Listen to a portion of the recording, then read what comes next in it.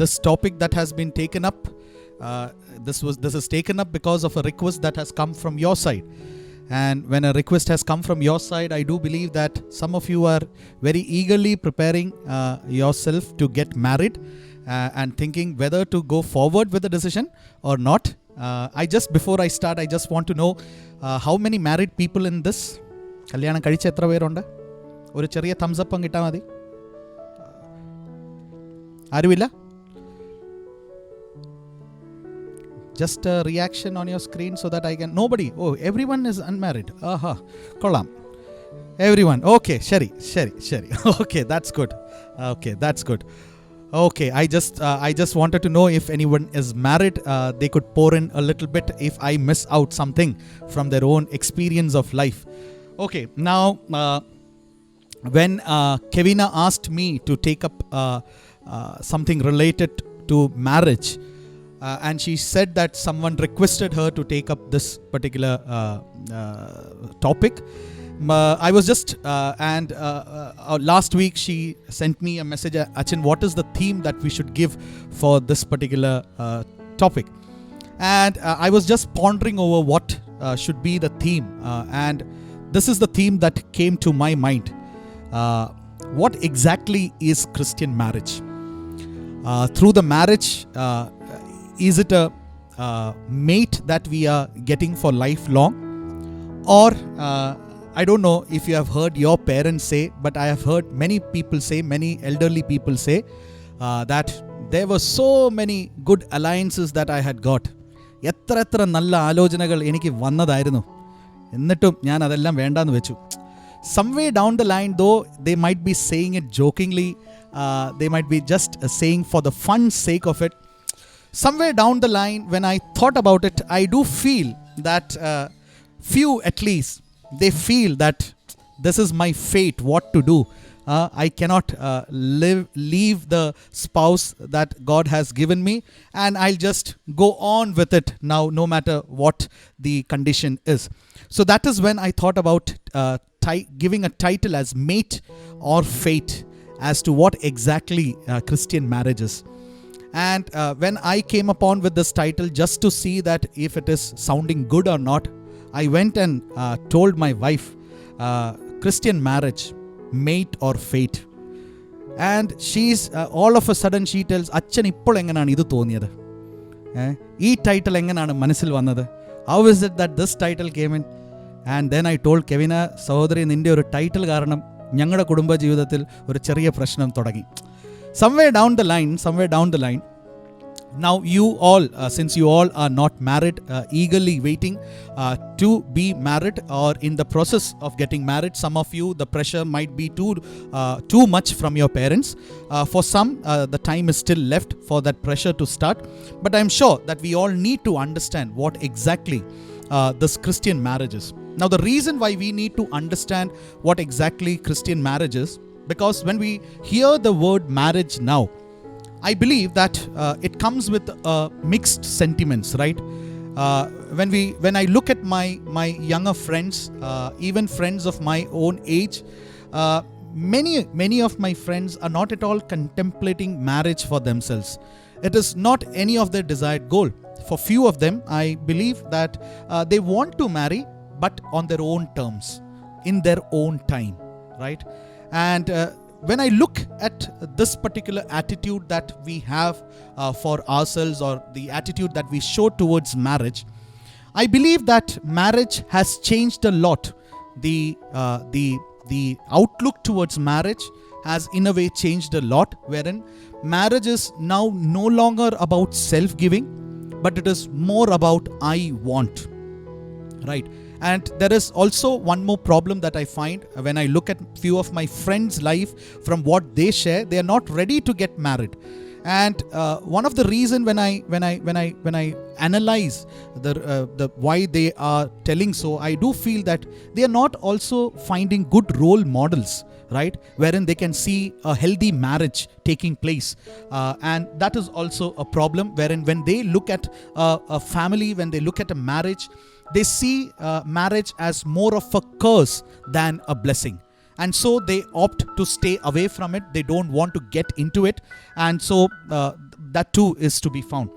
Now, when you look at any of the books that you read or magazines that come now recently, or when you switch on the TV and the programs that come, see, whenever it speaks about marriage or whenever the family is portrayed, we see that knowingly or unknowingly, it's portrayed about the individual's contentment, the individual's satisfaction, the individual's growth, the individual's well-being, and the individual's happiness. That is what is being portrayed now. And that is where we need to really understand what exactly is Christian marriage.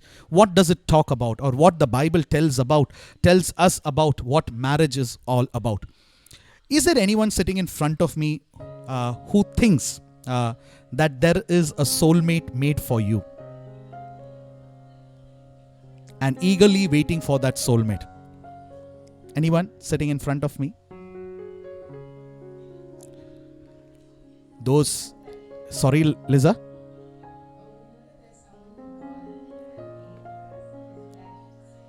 Okay, we know that someone that God has made. Okay, now is there anyone who goes along with this saying that there is one person in the world designed for me? If I find that one person, I'll be happy. If I don't and marry someone else, then I won't be happy. And that is what we say who the soulmate is, the one who comes in our dreams. The dreams that was all in the 90s and all. Now those dreams don't come, I feel. We all some way down the line, we all, when we ask why, when our parents ask, I'm not yet ready, let me find that person, let me find that person, we do say that we are all on the lookout for the soulmate. We are all on the lookout of the soulmate. Now there is one problem with this soulmate thing, and not one, but I do believe that 3 or 4. When we look at looking out for a soulmate, right, in the way that I have portrayed it right now, not as Liza said, that yes, God has prepared one for each and everyone, that is surely there, but we are always on the lookout to find that soulmate that is there for us. If we find him, we'll all be happy. If I don't find, we will not be happy. And when since this is the case, if by chance the one that we are getting married with, we find that things are not going well, even though that is God designed, we will not be happy because there were some things in our mind which we were expecting but we did not get. Now one problem with this soulmate thing is that when we look, when I say that is there a problem with the soulmate understanding, when we look into the Bible, we can see that nowhere in the Bible is anything mentioned about you getting a soulmate, right? When we look at the Bible in its entirety, we see that God has not assigned just one person for you. Now, this is not a license for you to go and marry, right? 1 or 2 marriages. That is not what I intended. But I would say that it is not that God has set apart one particular person for you, right? That is, now when I take my own example, it is not that God has exclusively set apart Soumya for me, right? It was after few searches, right? Though that this was the ours was the first official no പറയുമ്പോൾ you might be thinking വേറെ പല unofficial കാണും എന്ന് പക്ഷെങ്കിൽ official no പറയുമ്പോൾ arranged with parents. So the parents did the searching, they came up and they said, so I would say that there might have been many, but this was the one that I chose, right? Or my parents and we together chose, both our parents. But the soulmate thing is not there in the Bible. What I try to say is that, see, God has given you a free will. He has given you a choice to take out from many that are there in front of you, right? He has given you a choice. In Proverbs chapter 18 verse 22 it says, he who finds a wife finds a good thing and obtains favor from the Lord. A wife, not the wife. The article is very important, right? A wife, the choice is there with us. If it would have been the wife, the one exclusively set apart for us. And when Paul speaks in 1 Corinthians chapter 7 verse 39, he says, a wife is bound to her husband as long as he lives. But if her husband dies, she is free to be married to whom she wishes. But he puts forward one condition, and that one condition is only in the Lord. Only in the Lord. So, we looking out for the soulmate thing, one thing that we need to understand is that this soulmate is not there in the Bible, right? That is, this one is exclusively made for you in പറയുന്നതായിട്ടുള്ള ഒരു സംഭവം. My approach might be different, but that is what I believe, and that is what I think, that exclusively it is not there is what I believe. Not only that, when we look in the Bible, see, if there was a soulmate, God wouldn't have given us certain guidelines. Okay, God wouldn't have given us certain guidelines. Now, one of the best examples that we can look out is in Proverbs chapter 31, the last chapter of Proverbs.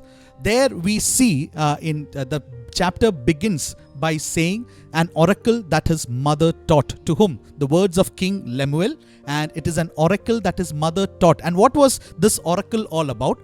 How can one find an excellent wife? How is it possible for one to find excellent wife? Yeah, okay, I'll come to it. Anne has put in a chat. I'll come to it in the later. Towards the end, I'll come to it. Right. So what I'm trying to say is that God has given certain guidelines. He has given certain guidelines to us, wherein we find that we need to follow that guidelines to find the perfect one. And you know what all were the guidelines that were given to the King Lemuel by the mother. And not only that, this soulmate thing is a problem. Because when we look out for the soulmate thing is based on feelings, right? It is based on feelings, what we are going through right now, and it is completely based on feelings. And when it is based on feelings, right, how is it that this might be the way that we try to find out our partner, but we say that we click, we click, we have good chemistry together, right? We connect beautifully with each other, or he or she completes me, right? That might be a few things that we look out when we are going out to finding a partner, if it is not the traditional arranged way that we usually follow. If from the other way, this is what we say. We click, we have good chemistry with each other, we connect. But there is a problem with this. And what is the problem with this is that, see, these feelings can change anytime, right? Feelings change anytime. People change anytime. And not only that, you and I, we change. And just because we change, the concept of soulmate that we had might not be the person who has been given to us. So we need to understand that we cannot look out for this soulmate, because as of now, the soulmate is based on feelings. Not only that, when we are looking out for a soulmate, I believe the focus is wrong. And why the focus is wrong? I would say we are on the lookout of finding the right person rather than being the right person, right? And when we look in the Bible, rather than when it says that you need to find the right person, but it gives more attention to you being the right person for the other one. And in this particular thing, wherein we are looking for a soulmate, the problem is that we are always on the finding for the right person rather than we being the right person. And there is a problem. It comes a problem. What is the problem? We are always on the lookout for the right person, and there is no one who's right? Completely 100% that comes to all the things that we had desired, we had dreamed. But what is the thing contrary that we can do? And that is, we can start being the person which God very much desires from us.